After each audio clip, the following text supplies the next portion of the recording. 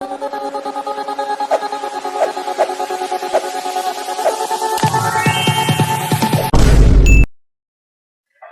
Hello welcome back to our channel. நான் உங்க PK வந்தாச்சு.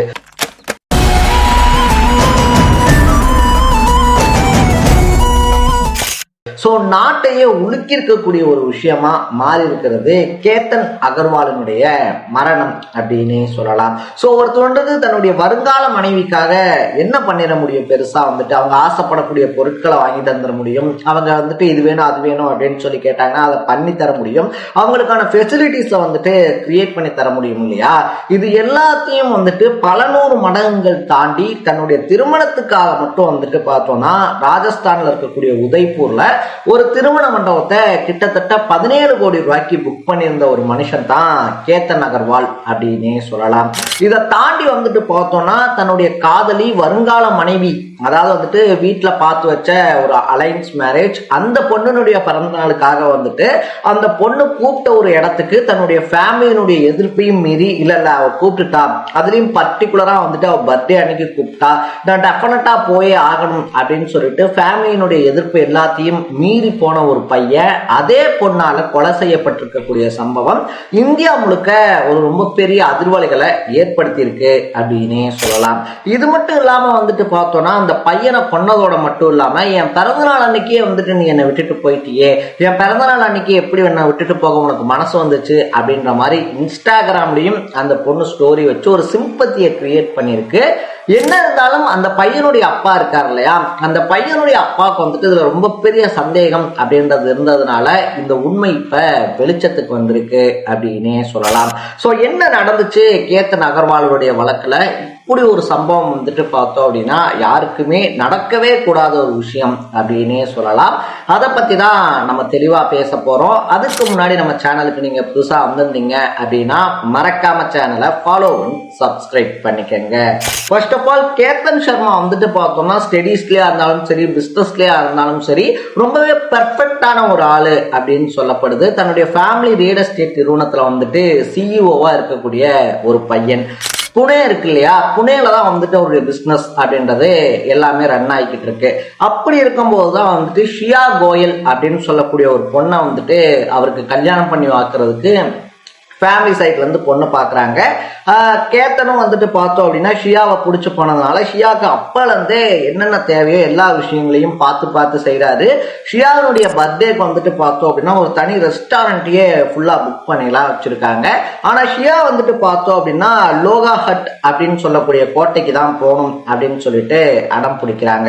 ஸோ அந்த லோகா ஹட்டுக்கு தான் ஷியா போகணும்னு சொன்னதுனால வேற வழி இல்லாம மறுக்க முடியாம கூட போன கேத்தன் திரும்பி வரவே முடியாத இடத்துக்கு அனுப்பி வச்சிருந்தா ஷியா அப்படின்னு சொல்லலாம். சோ அனுப்புனதுக்கு அப்புறமா அவர் போட்டோ எடுக்கிறேன், செல்ஃபி எடுக்கிறேன் அப்படின்னு சொல்லிட்டு போட்டோ எடுத்தாரு. அப்போ தவறி விழுந்துட்டாரு அப்படின்னு சொல்லி ஷியா காரணம் சொன்னாலும் அவங்க அப்பா டெஃபினட்டா இருக்கவே இருக்காது, அதுக்கு வாய்ப்பே கிடையாது. ஏன்னா கேத்தனுக்கு ட்ரக்கிங்ல அவ்வளோ எக்ஸ்பீரியன்ஸ் இருக்கு, இதுல ஏதோ ஒரு மர்மம் இருக்கு அப்படின்னு சொல்லிட்டு கேஸ் கொடுக்கிறாரு. போலீஸும் அந்த கேஸை விசாரிக்கும் போதுதான் அதோட 4வது டைமா கேத்தனை கொலை பண்ண முயற்சி பண்ணி 4வது டைம்ல கொண்டிருக்கா ஷியா அப்படின்ற நியூஸ் வெளியே வருது. சோ என்னதான் ஆச்சு, ஏன் இப்படி ஒரு சம்பவம் நடந்துச்சு அப்படின்னு சொல்லி விசாரிக்கும் போதுதான் ஆல்ரெடியே பார்த்தோம் அப்படின்னா ஷியா இருக்காரு இல்லையா, ஷியாக்கு சேத்தன் சௌத்ரி அப்படின்னு சொல்லக்கூடிய ஒருத்தனோட லவ் அப்படின்றது இருக்கு. சோ இது ஃபேமிலிக்கு தெரிய வருது. ஃபேமிலிக்கு தெரிய வந்தோடனே பார்த்தோம் அப்படின்னா அவங்க முடியவே முடியாது அப்படின்னு சொல்லிட்டு சேத்தன் சௌத்ரியை விட்டுரு அப்படின்னு சொல்லிட்டு தான் கேதன் அகர்வாலுக்கு அவங்களை கல்யாணம் பண்ணி வைக்க முயற்சி பண்றாங்க.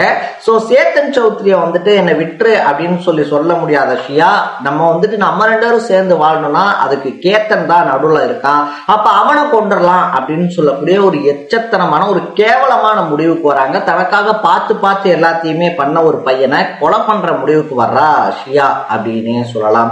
ஆல்ரெடியா பார்த்தோம் அப்படின்னா மே 31ஆம் தேதி அந்த லோகாஹட் கோட்டை இருக்கு இல்லையா, அங்க கேத்தனை கூட்டிட்டு போறா. கூட்டிட்டு போய் அந்த பள்ளத்தாக்கு அதுக்குள்ள தள்ளுறதுக்கு முயற்சி பண்றா.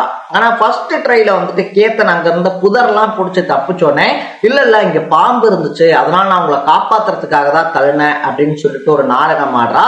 கேத்தனுக்கு அப்பயுமே சந்தேகம் வரல, சரி நம்ம மேல எவ்வளவு பாசம், நம்ம உயிரை காப்பாற்றணும் தானே பண்ணா அப்படின்னு சொல்லிட்டு ஷியாவை நம்புறான். மறுபடியும் ஜூன் 4ஆம் தேதி வந்துட்டு அதே கோட்டைக்கு போலாம் அப்படின்னு சொல்லும் போது அவங்க அம்மா ஸ்ட்ரிக்டா முடியாது அப்படின்னு சொல்றாங்க. சோ அதனால ஷியாவினுடைய அந்த பிளானு நிறைவேற்ற முடியாத ஒரு கட்டத்துக்கு போகுது. 14ஆம் தேதி போலான்னு சொல்லி கூட்டிட்டு போறா. அங்க போனோடனே வந்துட்டு நிறைய பேர் அன்னைக்குன்னு பார்த்து அந்த கோட்டையை பார்க்க வந்ததுனால அன்னைக்கும் வந்துட்டு ஷியாவால கேத்தனை கொல்ல முடியாம போகுது. மறுபடியும் அந்த கோட்டைக்கு போலான்னு சொல்லும் போது கேத்தன் வேணாம் அப்படின்னு சொல்லி சொன்னாலும் கூட பார்த்தோம்னா இல்ல என் பர்த்டே அப்படின்ற மாதிரி ரீசன்ஸ் எல்லாம் சொல்லி அங்க கூட்டு போய் கிட்டத்தட்ட 400 அடி பள்ளத்தாக்குல தள்ளி கொலை பண்ணிருக்கா ஷியா அப்படின்னே சொல்லலாம். அந்த இடத்துலயே துடிச்சு இறந்து போறான் கேத்தன். சோ தன்னுடைய பிசினஸ்லயா இருந்தாலும் சரி, ஸ்டடீஸ்லயா இருந்தாலும் சரி, அதை தாண்டி பெருசா வந்துட்டு பார்த்தோன்னா எந்த ஒரு விஷயத்துக்கும் கேத்தன் அடிக்டட் கிடையாது அப்படின்னு சொல்றாங்க. ஒரு ஜெம் பர்சன் அப்படின்னு சொல்லுவாங்க இல்லையா, ஒரு ஜெம் பர்சனை வந்துட்டு பார்த்தோம் அப்படின்னா கொலை பண்ணி இன்னைக்கு 3 பேரோட லைஃபையும் 3 குடும்பத்தையும் ரோட்டுக்கு கொண்டு வந்திருக்கா ஷியா அப்படின்னு சொல்லலாம். இதுல யார் மேல தப்பு, ஷியா மேல தப்பா இல்ல கேத்தன் மேல தப்பா அப்படின்னு சொல்லி கேட்டோம் அப்படின்னா ஷியா மேல தப்பு கேத்தன் மேல தப்புன்றதை தாண்டி உங்க வீட்டுல இருக்கக்கூடிய ஒரு பொண்ணு வந்துட்டு எனக்கு இவனை பிடிச்சிருக்கு அப்படின்னா அவனுக்கு நீங்க கட்டி வைங்க, கட்டி வைக்காம போங்க, அது வந்துட்டு உங்க ஃபேமிலியோட பிரச்சனை, அது வந்துட்டு ஒரு தனிப்பட்ட பிரச்சனை. ஆனா இன்னொருத்தன் தலையில கட்டுறேன் அப்படின்னு சொல்றது இருக்கு இல்லையா, அவனை உங்களுக்கு பிடிக்கலன்றதுக்காக அவன்கிட்ட இருந்து பிரிச்சு எந்த தப்புமே செய்யாத கேத்தன் மாதிரியான ஆட்கள்கிட்ட வந்துட்டு திருமணம் பண்ணி வைக்கிற அப்படின்னு சொல்லி உண்மையெல்லாம் மறைச்சு பண்ணி வைக்கும் போது அது உடனே இந்த மாதிரி கொலையில போய் முடியறது, இல்லைன்னா ஒரு சில வருஷங்கள்ல அஃபேர் மூலியமா வந்து மறுபடியும் கொலையில போய் முடியறது அப்படின்னு சொல்லிட்டு பல அப்பாவிகளுடைய வாழ்க்கை இங்க நாசமா போய்கிட்டு இருக்கு அப்படின்னே சொல்லலாம். அந்த விதத்துல உங்க வீட்டுல இருக்கக்கூடிய பொண்ணு ஒரு லவ் பண்ணுச்சுன்னா கல்யாணம் பண்ணி வைங்க, பண்ணி வைக்காதீங்க. இல்ல உங்க வீட்டுல இருக்கக்கூடிய பொண்ணை நீங்க என்ன வேணாலும் பண்ணுங்க, அதுக்கு உரிமை இருக்கு. ஆனா இந்த மாதிரி ஒரு அப்பாவி பையனுடைய வாழ்க்கையை கெடுத்து ஒண்ணு இல்லாம பண்ணி இன்னைக்கு அந்த பையனுடைய ஃபேமிலியே வந்துட்டு பார்த்தோம் அப்படின்னா என்ன ஒரு மாதிரியான மைண்ட் செட்ல இருப்பாங்கன்னு நினைச்சு பாருங்களேன். நினைக்கவே பயமா இருக்கு. ஒரு மாதிரி வந்துட்டு பார்த்தோம் அப்படின்னா என்னடா இப்படியெல்லாம் நடக்குமா அப்படின்ற மாதிரியான ஒரு கேஸ் தான் கேத்தனுடைய கேஸ் அப்படின்னு சொல்லலாம். இனி ஒரு கேத்தன் இந்த சொசைட்டியில உருவாகக்கூடாது, இனி கேத்தனுக்கு ஏற்பட்ட இந்த நிலைமை இனி யாருக்கும் ஏற்படக்கூடாது அப்படின்றதுதான் என்னுடைய பாயிண்ட் ஆஃப் வியூவா இருக்கு. இந்த கேஸ் பத்தி நீங்க என்ன நினைக்கிறீங்க அப்படின்றத கமெண்ட் பண்ணிட்டு மறக்காம சேனலை ஃபாலோ பண்ணி சப்ஸ்கிரைப் பண்ணிக்கோங்க. நாளைக்கு இதே மாதிரி இன்னொரு இன்ட்ரெஸ்டிங்கான வீடியோவோட சந்திக்கலாம். Bye bye.